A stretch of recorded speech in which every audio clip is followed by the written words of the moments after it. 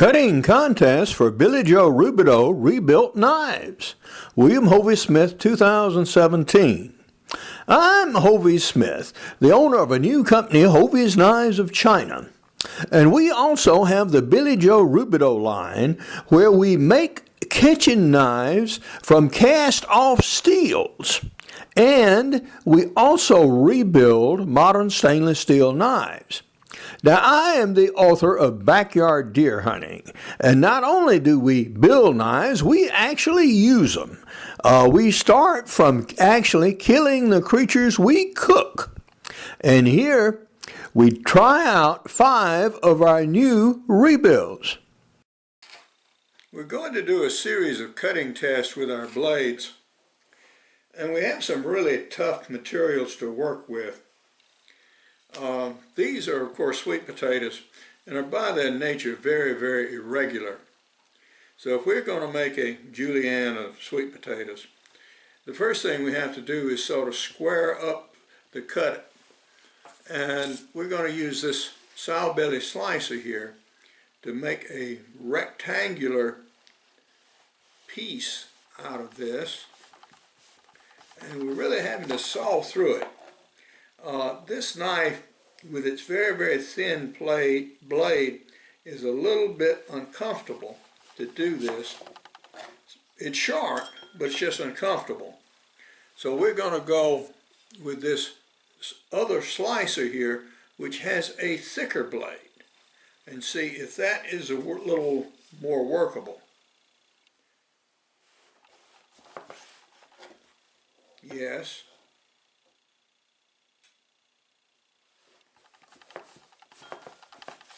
Yes.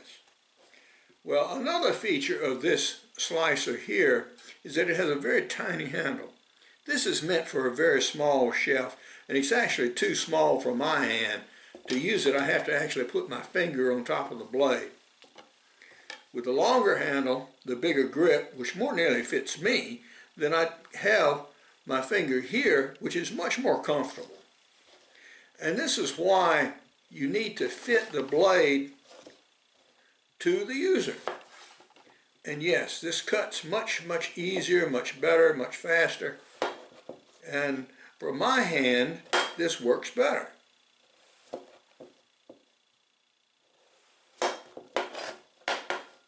Okay, so the next process in the julienne is to cut these very thin slices here.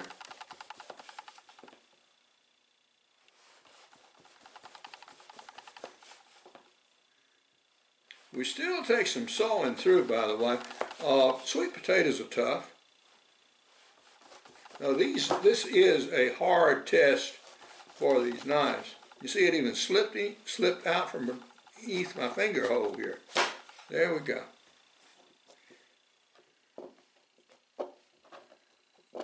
All right.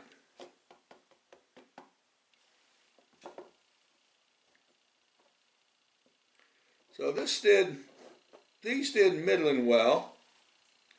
All right. We're going to try knife number 3. This one is a Japanese design of a type of chopping knife. Although this particular knife was made in China, it is on a Japanese pattern. And these are little divots here are to make it easier for the product to break free from the blade so it doesn't stick from the blade. Particularly so in the case of meats. Again, we're going to go through exactly the same exercise to square up our product.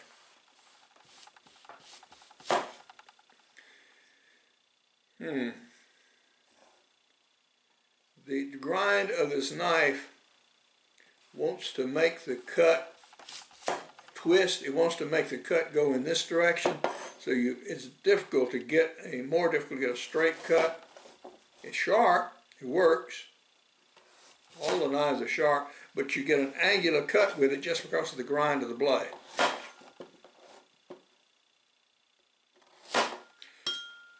You notice where our previous blocks were nice and square, This one is coming out angular. And this is because of the shape of that blade. Okay. Now here is a knife that has a double-edged ground blade. And this is uniformly ground on both sides. The steel is very sharp. It's a very strong knife. It has a huge handle here because it's meant for a really big guy. And whereas this one is meant for a really tiny gal. Yeah, that's quite a difference.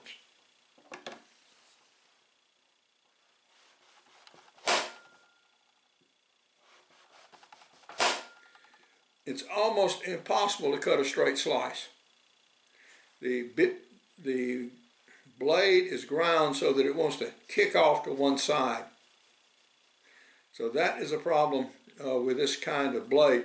Nothing wrong with this grind, by the way, and many knives are so ground, but it's just not capable of doing this kind of work.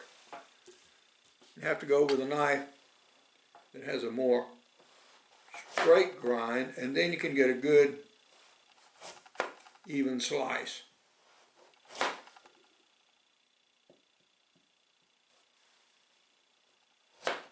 There. You see, much better. Okay. Now we come to a little Excalibur here. The Excalibur is ground on one side. A very much abused blade, as I have said several times. The point was twisted, and it was about this long, and had a huge plastic grip on it, and just a terrible knife. This is again made for a person with a very small hand, for the same person for whom I'm making this knife. So it's a little small for me. But now we're just going to test and see how the blade cuts. Very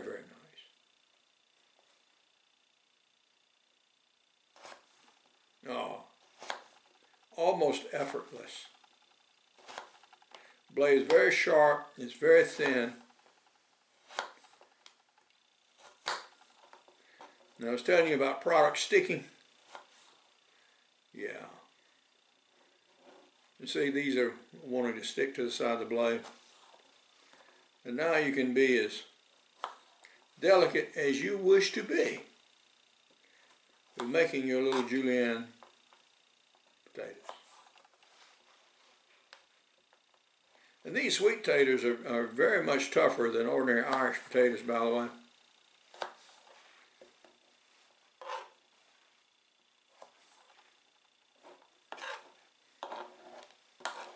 So these are coming out nice.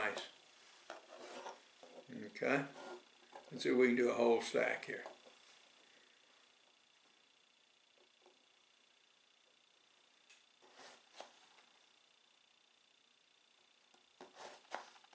Oh yes.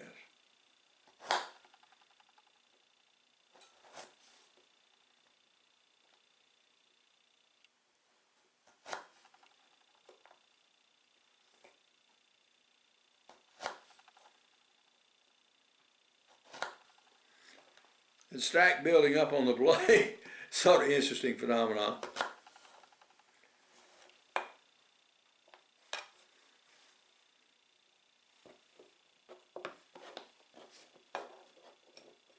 I think it'd be much simpler if we cut this way. Yeah.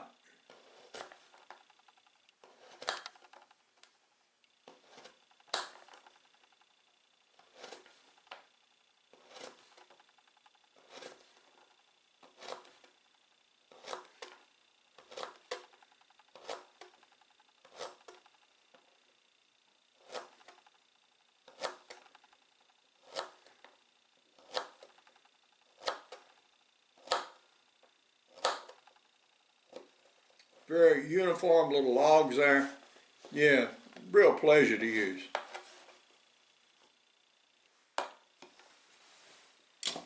Okay. Now we come to yet another knife here. This has an offset handle. and I call it a garlic slicer. And we're actually going to work some garlic and ginger with it in a little bit. And we're going to see how it does. I'll get our stack ready.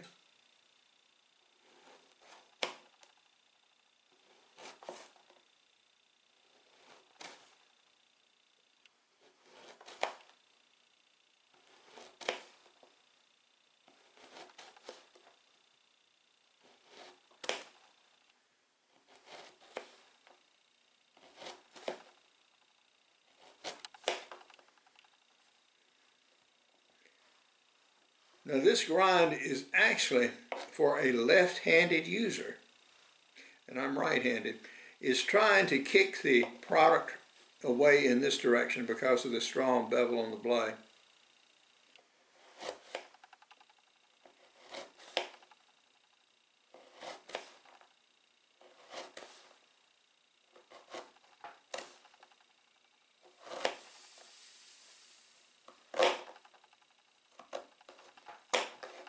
Not working quite as precisely as Excalibur did.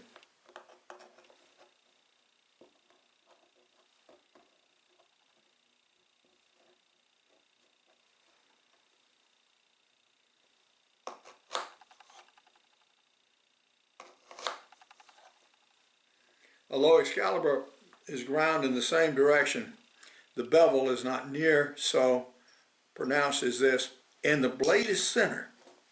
And that thin blade really helps.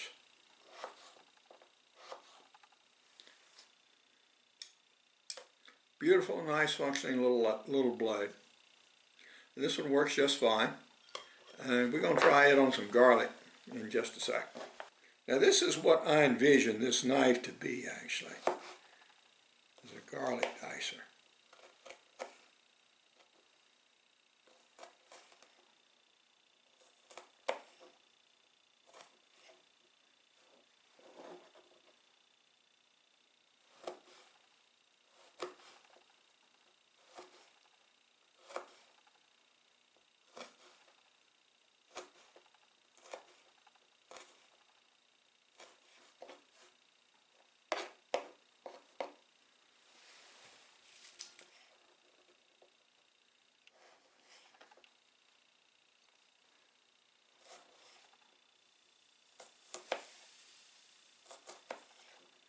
There are such things as garlic presses, and you can do garlic much more efficiently than I'm doing right now.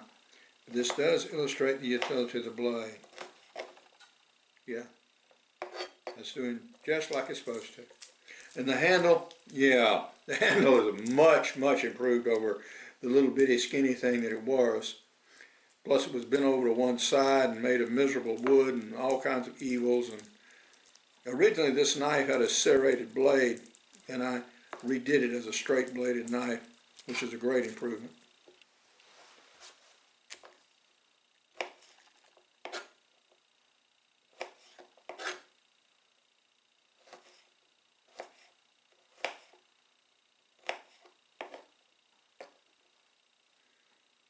No professional chef would ever do this.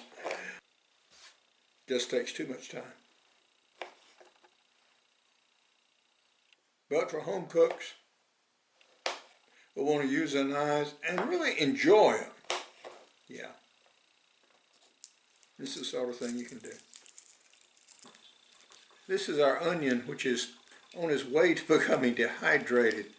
As you can see, the rounds are now becoming separated, and the skin is quite loose. So we're going to use our little garlic dicer here and see what we can salvage from it.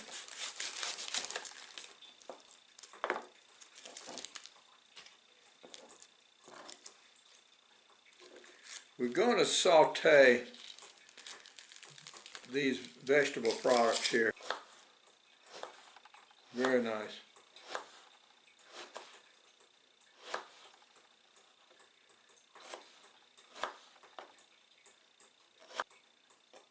I want to try to get a nearly uniform small mince here.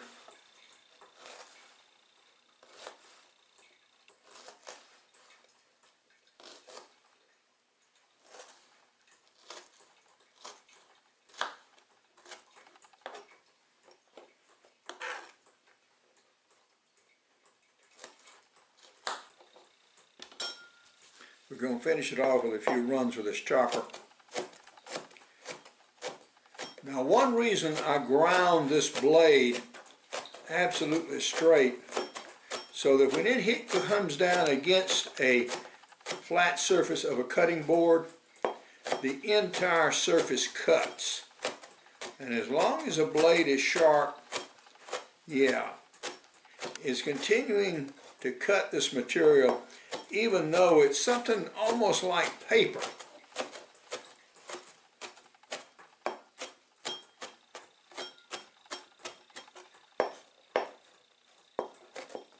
So this is giving a very, very nice uniform chop through this marginally useful piece of onion here. So yeah, now that onion has been salvaged. Ginger is another very tough root. And so for this, we're going to use this Japanese chopper here. We're going to cut off a section like this. Okay, well done, good cut, slid off to one side, smells. You can't, but I can. Okay, we're going to use this to sort of peel it.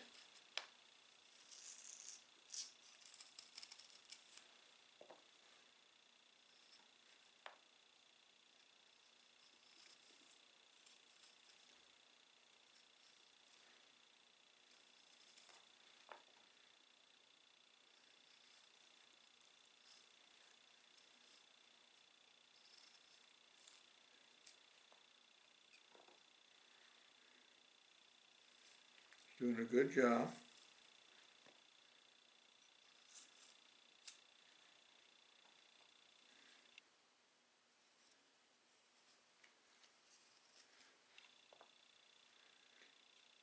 The very thin blade here, which was detrimental at its original length, really helps now that I have shortened it. It makes this a very much more effective knife. Now these ginger slices can be put in a sachet and actually dumped in a soup or stew, just like they are, to derive the seasoning from them. But now we're going to harvest and dice very finely this peeled ginger root. This knife does very well for slicing. Very thin.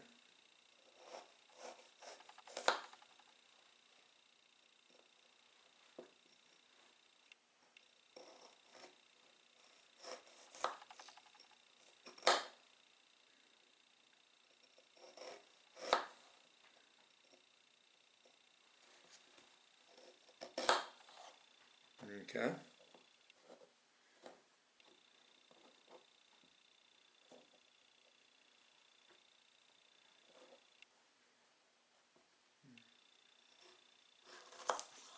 When you do something like this, you want to make sure you don't slice your fingertips off, by the way. That has been known to happen. Not good. Okay. So now we have it stacked. And we can sort of mince like this.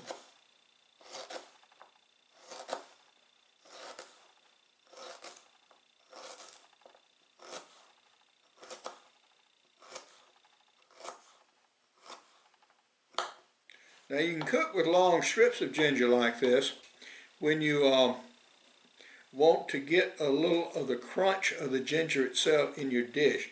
Now when you do though, be warned, this is going to be quite hot. So we're going to dice this some more, and we're going to use this blade, which is a more effective chopper than any of the rest.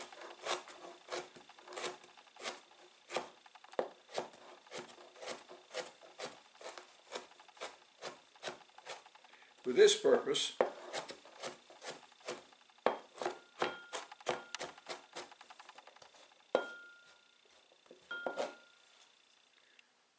this much ginger is going to go in a stew we're going to do.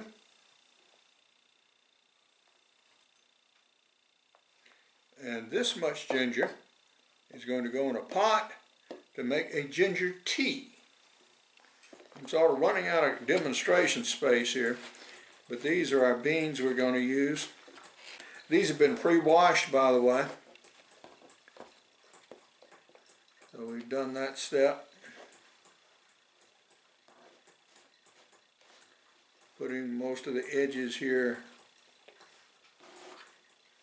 parallel, near as possible. We'll use our sow belly slicer here and take most of these tips off in one slice.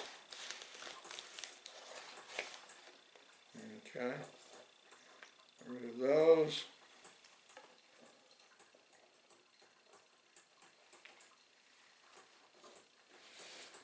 Now we'll take fewer of them at a time and work them.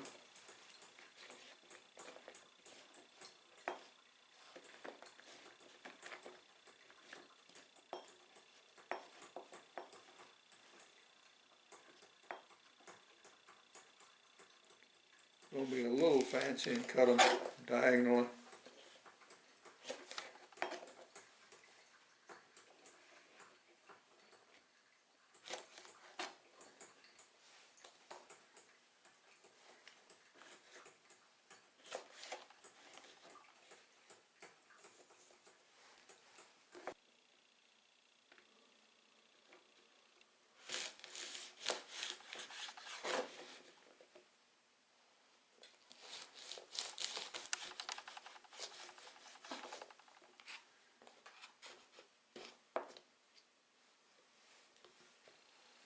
It's a pleasure to work with good knives on good food. Although not especially intended for this use, this knife will take these off too. It will work. Not that best choice.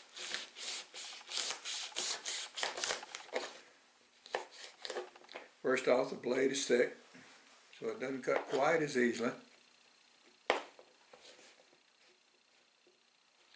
The grind leaves for a strong edge, but a thick one, so it's requiring more energy.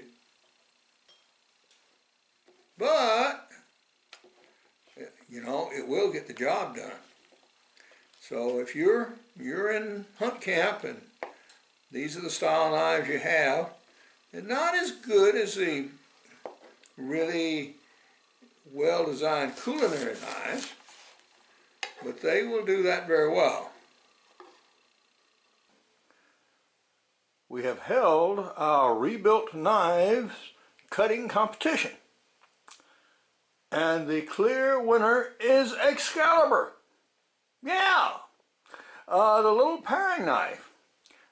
It cut cleaner, better, required less force, gave a straighter cut, and performed in all ways better than these larger competitors in this particular test. Now, Excalibur has a very thin blade, and that certainly helped it. Its very tiny grip degraded from its use in my hand, but nonetheless, the superior qualities of the blade overcame that fault. The next runner-up was a large slicer, which was heavy enough to cut through those sweet potatoes and garlic and ginger with very good ease, gave very good straight cuts, and most chefs and cooks would be very pleased with that knife. That's a very nice knife indeed. Now the other knives also performed decently. Although in a contest there can only be 2 winners. And in this competition, Excalibur, despite starting out as a much abused knife, actually won the competition. This knife is available right now for sale for $80. It used to be $60, but now that it's won, it's $80. It deserves a little extra. We're lightly sauteing our vegetables in this fry pan. As you can see, they're fairly well along now. And the object is to get these sweet potatoes soft, and they are. So we're done with this stage right now. We have completed our knife testing with the final result of making food. We have a simple stir fry here with the unusual addition of sweet potatoes, which incidentally turn out just fine. They're a great addition. Yeah. And we have our usual deer meat, and of course, pole beans. And our ginger tea, which turns out to be drinkable even without dilution. And we have a ginger cracker here, which is a soft ginger cracker from Serbia, from the former Yugoslavia. So, this is going to be my lunch. But now, this is Hovey Smith, reminding you to hunt what you eat and eat what you hunt. Be legal, be ethical, be safe. Goodbye, God bless, and see you next time. Not only am I the author of Backyard Deer Hunting, I have other outdoor books such as Extreme Muzzleloading, Crossbow Hunting, and Practical Bow Fishing, as well as an e-book line on muzzleloading. Rebuilding these stainless steel knives allows me to make a custom knife for chefs and cooks for much less cost than I can do it for one of my own custom blades. All knife work is done here in Central Georgia. For more information on my books, blogs, and more than 625 videos, you can go to my website, www.hoveysmith.com. Good hunting and good eating from the outdoors. Goodbye, and God bless.